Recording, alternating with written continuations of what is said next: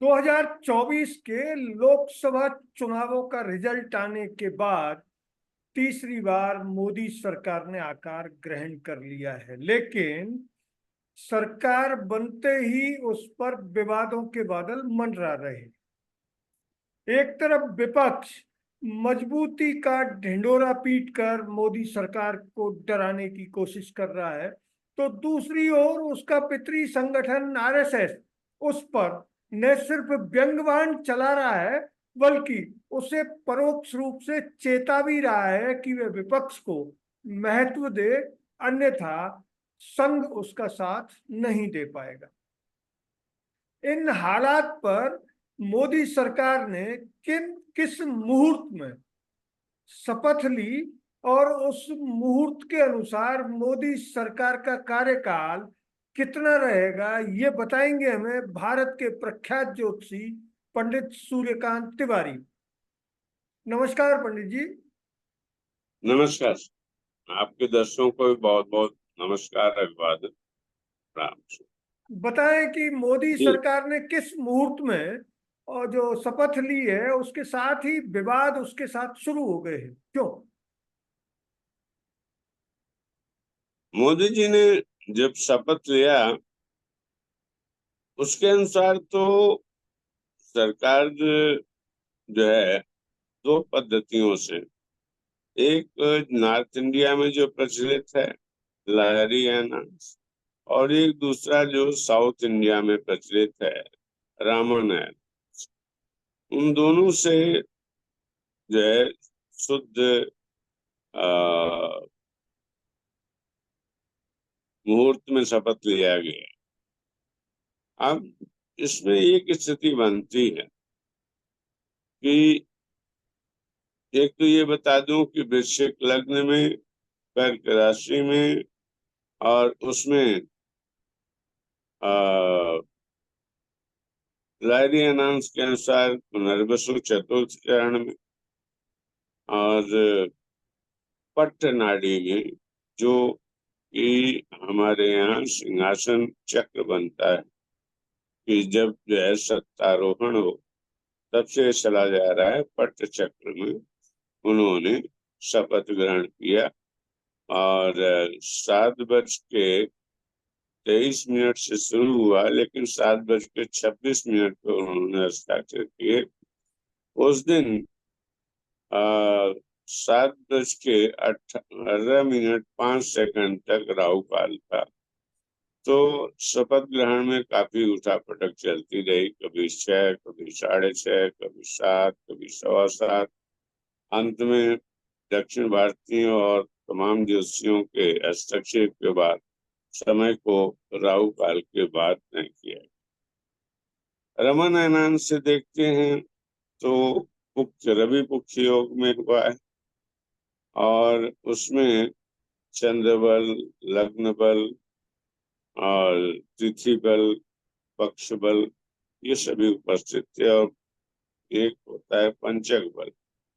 तो रमन पद्धति के अनुसार तो पंचक बल ठीक है, लेकिन लहरी पद्धति से पंचक बल नहीं है, उसमें रोग भाव है कि शुरू से ही जो मिनिस्ट्री है वो रोगी हो।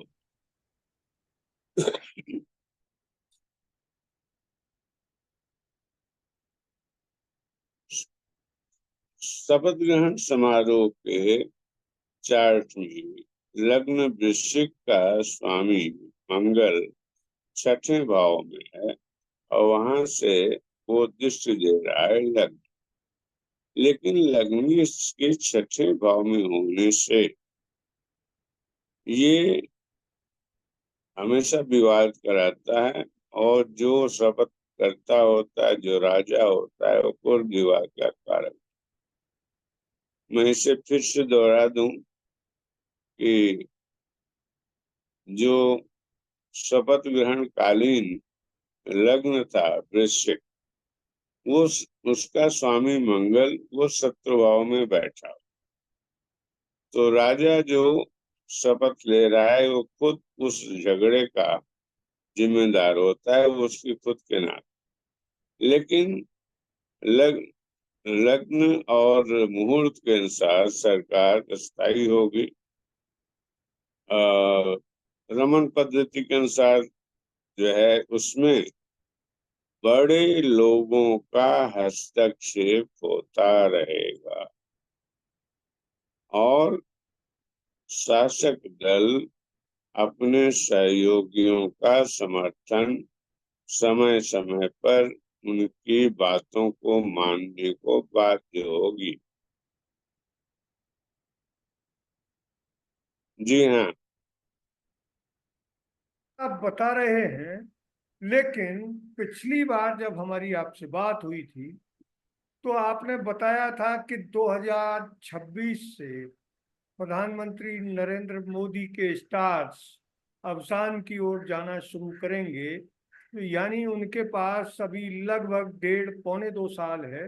इन 1.5 पौने 2 साल में क्या उन्हें झटके लगते रहेंगे, या फिर वो उसी स्टाइल में शासन चलाएंगे जिसमें अभी तक चलाते आए? नहीं, पुरानी स्टाइल में तो शासन नहीं चला पाएंगे और आज भी मैं इस बात पे अडिग हूँ। उनका राजयोग 2026 के अंत में खत्म हो रहा है। उनका यानी नेतृत्व परिवर्तन हो सकता है, लेकिन सरकार तो एनडीए की ही चलेगी पूरे 5 साल। जी। अगर सरकार एनडीए की चलेगी और सहयोगी दल बीच बीच में उसकी टांग खिंचाई करते रहेंगे, तो फिर मोदी सरकार आरएसएस के जो अंतिम एजेंडा है, कॉमन सिविल कोड, क्या उस पर आगे बढ़ेगी? अभी 31 जुलाई से 2 अगस्त को आरएसएस और भाजपा के समन्वय मीटिंग पड़क्कम केरला में आयोजित किए जा रहे, जहां से इनको दिशा निर्देश मिले। मुझे लगता है कि यूनिफॉर्म सिविल कोड अक्टूबर के आसपास आएगा, जिस समय थोड़ी जो है एनडीए में खटपट होगी, लेकिन अंततः उसे आ, उसे उसका समाधान हो जाए। जी। क्या सहयोगी दल चंद्रबाबू नायडू का टीडीपी और जनता दल यू के Nitish Kumar uniform civil code को स्वीकार करेंगे, या फिर सरकार को अस्थिर करने की कोशिश करेंगे? मुझे नहीं लगता कि जिस मुहूर्त में शपथ ग्रहण समारोह हुआ है उसके अनुसार सहयोगी दल डिस्टेबलाइज करने का प्रयास करेंगे। और ये भी बता दूं कि 10वें भाव का स्वामी सूर्य वो 7वें भाव में है जो लग्न को देख रहा है। बृहस्पति लग्न को देख रहा है। शुक्र और बुध ये 2 ग्रह हैं, और 6वें भाव में मंगल जो कि परेशान करे समय समय। लेकिन अंततः सहमति बन जाएगी। जो भाजपा को है कुछ झुकना पड़ेगा और काफी संशोधन के बाद बात बन जाए। ये विपक्ष हमारे कहने का मतलब ये भी है कि सूर्य 10वें भाव का स्वामी 7वें में है, तो इंडिया अलायंस की तरफ से भी कुछ दल या उनके सदस्य या इंडिपेंडेंट्स एनडीए सरकार में शामिल हो सकते हैं। एनडीए गठबंधन में शामिल। जी। यानी इंडिया गठबंधन को भी अपने गठबंधन की सुरक्षा के लिए प्रयास करते रहना चाहिए, ये आप कहना चाह रहे हैं? जी हाँ। जिस तरह से इंडिया गठबंधन की सबसे बड़ी पार्टी के लीडर राहुल गांधी इन दिनों बढ़े हुए मनोबल के साथ सीधे ताल ठोक रहे हैं, और आरएसएस चीफ यानी सरसंघ चालक मोहन भागवत ने भी विपक्ष को इज्जत देने की एक अपील परोक्ष रूप से प्रधानमंत्री नरेंद्र मोदी से की है, कुछ विश्लेषक ये मान रहे हैं कि आरएसएस इस बात को लेकर आशंकित है कि जब मोदी सरकार यानी बीजेपी की ताकत कम हुई है तो अगले चुनावों में बीजेपी विपक्ष में भी आ सकती है, इसलिए वो अभी से विपक्ष को इज्जत देने की बात करके राहुल गांधी जैसे लीडर के कोप से बचने की एक बिसात बिछा रहे हैं। कुछ हद तक आपकी बात सही है, क्योंकि आप ही के प्रोग्राम में हमने कहा था कि 2029-30 में राहुल गांधी के प्रधानमंत्री बनने के आसार। तो दूसरी बात, इसका एक और पहलू है कि जिस तरह से भाजपा पार्टी न होकर के आदरणीय नरेंद्र मोदी और अमित शाह के बंधक बन गई थी और एक व्यक्ति के नाम पे मोदी की गारंटी पार्टी को नजरअंदाज कर दिया गया, जो आरएसएस की विचारधारा से मेल नहीं खाता। आरएसएस व्यक्ति नहीं, विचारधारा को प्रधानता देती। यही कारण है कि जब जेपी नड्डा ने ये प्रेस में कह दिया कि हम सशक्त हैं, हमें किसी की जरूरत नहीं है, जो अगर मदद करना चाहे तो ठीक, नहीं तो कोई बात नहीं, अब उनके गले की हड्डी में आरएसएस ने उनको उस स्तर पर लाके खड़ा कर दिया जहां न हंस पा रहे न रो पा रहे। तो आरएसएस ने तो इनको मजा चखा दिया। और एक बात और बताऊं, अंदर की बात, आरएसएस योगी को आगे बढ़ा रहा। ऑलरेडी जो है मोहन भागवत जी ने गोरखपुर में आकर के अपना बेड़ा खड़ा कर दिया है। आज योगी और आदरणीय सह संचालक की बात भी है, हिम्मत नहीं हो पा रही इसके नाते अमित शाह और मोदी की कि योगी को हटा सके। तो और योगी को एक साइड में करने के लिए अमित शाह और मोदी की ये चाल थी, जिसके कारण मनमाने ढंग से यूपी में टिकट दिए गए जिनका कोई जनाधार नहीं था। योगी की कमी ये थी कि वो अपने मंत्रियों की भी नहीं सुनते थे, अपने एमएलए को भी मिलने का टाइम नहीं देते थे, अपने किसी आदमी का काम भी नहीं करते थे। तो उनका इम्पार्शियल रोल जो है राजनीति लायक उस तक नहीं था। तो दल पर उनका कोई उनकी राय ली नहीं जाती थी। जो उन्होंने टिकट के लिए अनुशंसा की, सबको रद्दी की टोकरी में डाल दी गई। लेकिन जो है योगी का चार्ट कहता है कि 2027 से पहले कोई छू नहीं सकता। अब भगवान की क्या कोइंसिडेंस है कि मोहन भागवत उनके लिए चट्टान की तरह खड़े हो गए। अब भाजपा नेतृत्व की हिम्मत नहीं पड़ रही है उन्हें छेड़ने की। जी, यानी उच्छृंखलता, बीजेपी के तमाम लीडर उच्छृंखलता की सीमा पार कर गए और जी, उन्होंने हर उस आदमी के सम्मान को ठेस पहुंचाई है जिससे वो भय खाते हैं। तो ऐसे उच्छृंखल लोग अगर सत्ता में बने रहे तो भारत जैसा समावेशी भाव वाला देश क्या एक बार फिर उसी दुष्चक्र में नहीं फंसेगा जैसा बाबरी मस्जिद ढाने के टाइम पे फंसा था? देखिए, संघ जो है इसी को लेकर चिंतित है कि हमारा समाज, हमारा सत्ता जो है वो व्यक्तिवादी हो, एक व्यक्ति में या दो व्यक्ति में केंद्रित हो। और जो है उन्होंने मर्यादा की बात कही, मर्यादा लांघी गई, दोनों तरफ से लांघी गई। और प्रधानमंत्री पद पर रहते हुए मोदी जी ने कुछ बातें मर्यादा के बाहर की, अहंकार अतिरेक में था। तो उसकी ओर जो है आरएसएस ने ध्यान दिलाया है। अब जो जेपी नड्डा कह रहे थे कि हमें आरएसएस की परवाह नहीं, अब वही नतमस्तक हो करके पड़क्कम में वार्ता करने जा रहे हैं आरएसएस से कि बताओ हुजूर क्या गलती हो गई, क्या करूंगा। जी।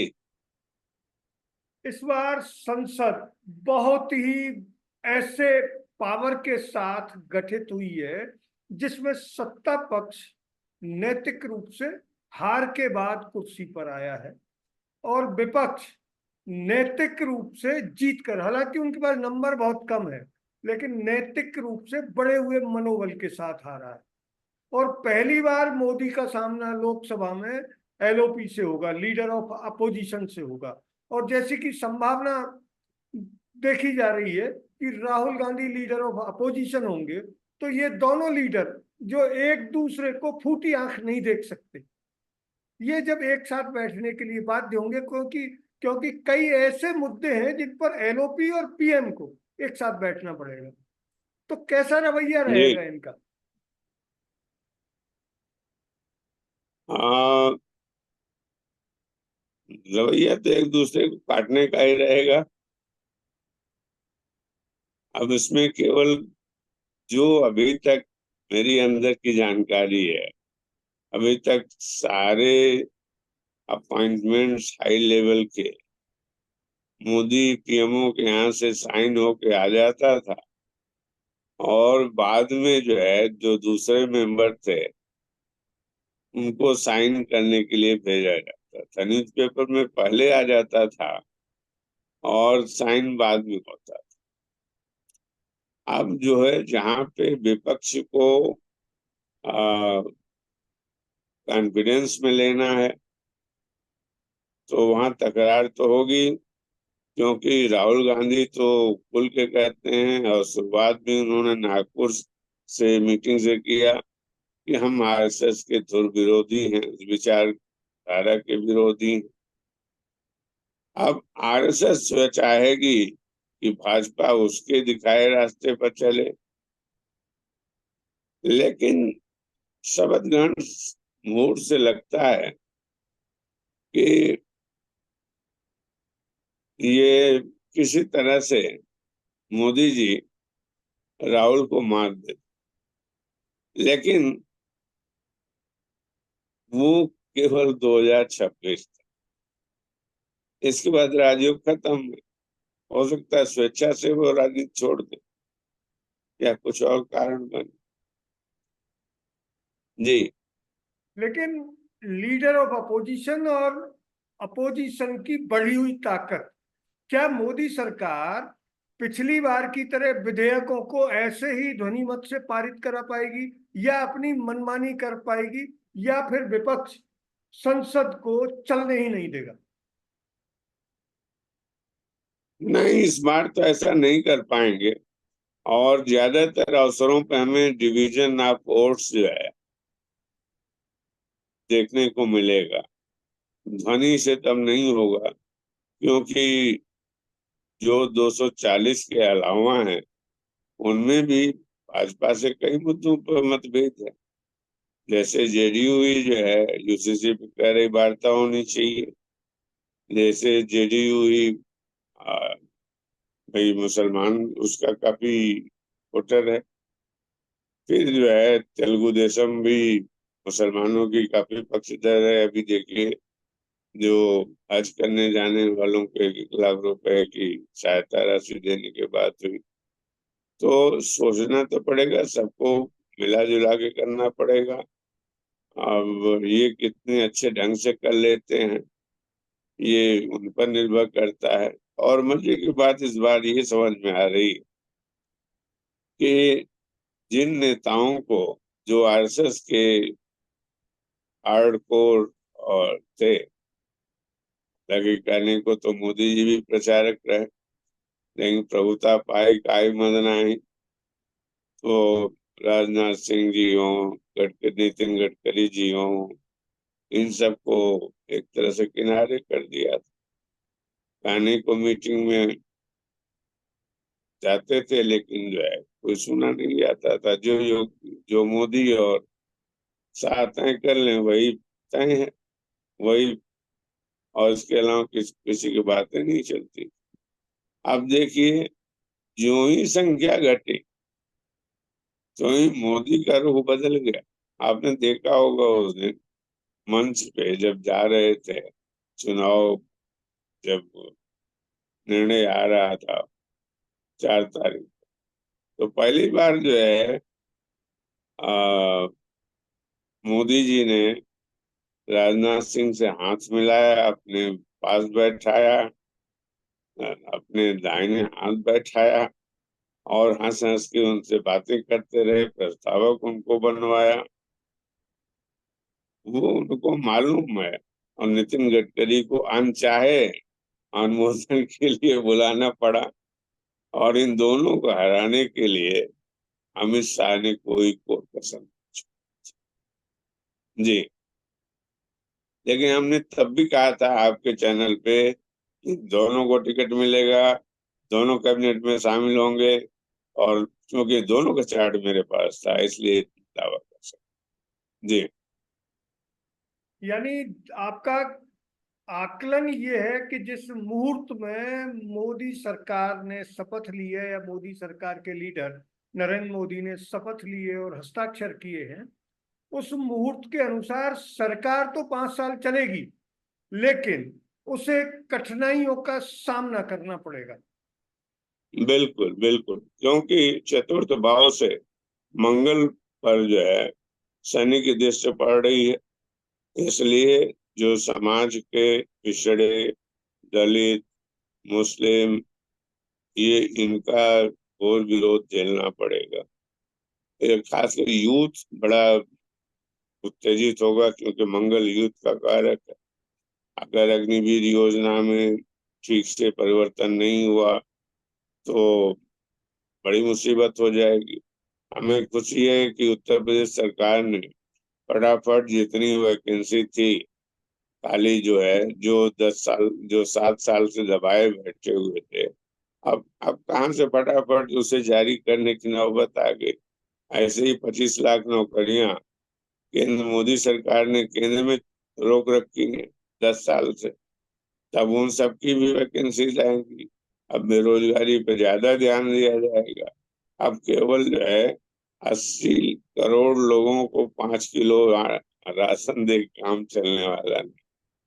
लोगों को रोजगार चाहिए, लोगों को बोलने की आजादी चाहिए, लोगों को गलत निर्णयों पर डेमोक्रेटिक ढंग से विरोध करने का अवसर चाहिए।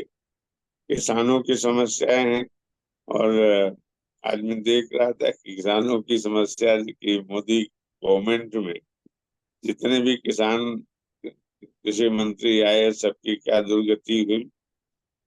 तो सबसे बड़ा जो है चैलेंज कृषि क्षेत्र में है, रोजगार के क्षेत्र में है, अर्थव्यवस्था में कैसे जो है पब्लिक सेक्टर, प्राइवेट सेक्टर को संतुलित ढंग से रखा जाए, क्योंकि प्राइवेटाइजेशन से भी बहुत परेशानियां आ रही हैं। तो भारत जैसे अभी विकासशील देश में मिक्स्ड इकोनॉमी की जरूरत है। आप अमेरिका को फॉलो नहीं कर सकते, आपकी परिस्थितियां अलग हैं, और आप अगर चाहते हैं कि पूंजीवाद के रास्ते आप बढ़ जाएं तो वो कुछ लोगों के लिए तो बहुत अच्छा हो सकता है, लेकिन आम जनता के लिए ठीक नहीं है। इसलिए मिक्स जो है अर्थव्यवस्था को जारी रखा जाएगा। हाँ, जो है शेयर मार्केट पंचम भाव में राहु है, अभी तो खूब विदेशी जो है मुद्रा आएंगी, विदेशी निवेश बढ़ेगा।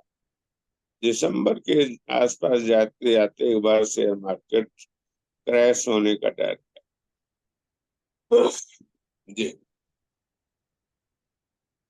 ये थे पंडित सूर्यकांत तिवारी, जिन्होंने बताया कि मोदी सरकार चलेगी 5 साल, लेकिन नेतृत्व मोदी का, नरेंद्र मोदी का नेतृत्व 2027 के आसपास बदलने की पूरी संभावना है। अगर ये वीडियो आपको अच्छा लगा तो इसे लाइक करें, शेयर करें और हाँ, हिंदी हेडलाइन चैनल को सब्सक्राइब जरूर करें। धन्यवाद। जय हिंद।